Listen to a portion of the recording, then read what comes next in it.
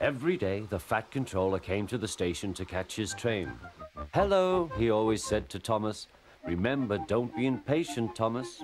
You can never be as strong and fast as Gordon, but you can be a really useful engine. Don't let the silly trucks tease you." There were lots of trucks, and Thomas worked very hard pushing and pulling them into place. There was also a small coach and two strange things his driver called cranes.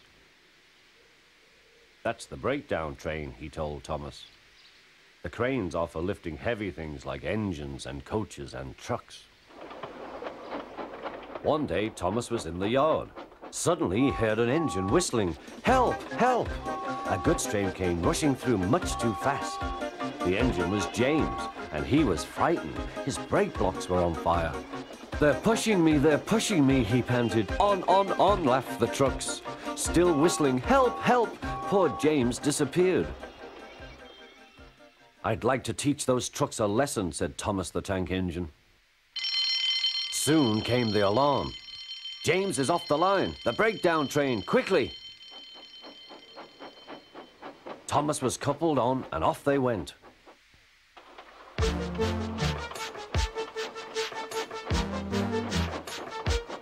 Thomas worked his hardest. "Hurry, hurry, hurry," he puffed.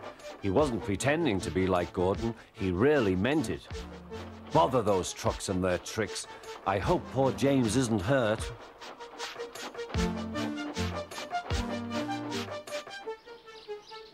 James's driver and fireman were feeling him all over to see if he was hurt. "Never mind, James," they said. "It wasn't your fault. It was those wooden brakes they gave you. We always said they were no good."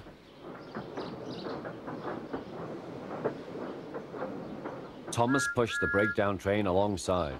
Then he pulled the unhurt trucks out of the way. "Oh dear, they groaned. "Serves you right, puffed Thomas. He was hard at work, puffing backwards and forwards all afternoon. "This'll teach you a lesson, this'll teach you a lesson," he told the trucks. And they answered, "Yes, it will, yes, it will."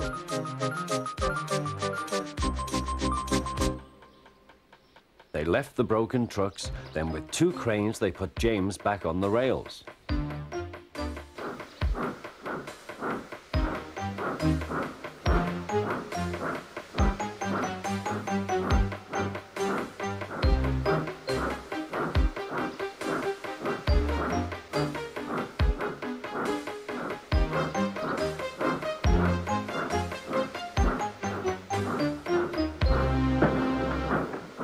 He tried to move, but he couldn't, so Thomas helped him back to the shed.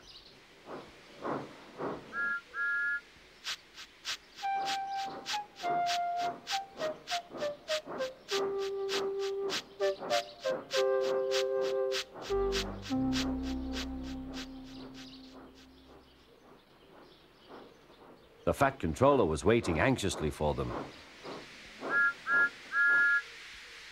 "Well, Thomas," he said, "I've heard all about it, and I'm very pleased with you. You're a really useful engine. James shall have some proper brakes and a new coat of paint, and you shall have a branch line all to yourself."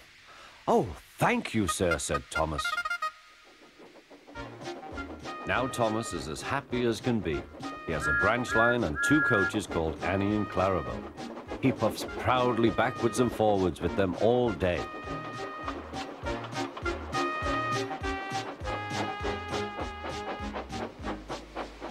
He is never lonely. Edward and Henry stop quite often and tell him the news.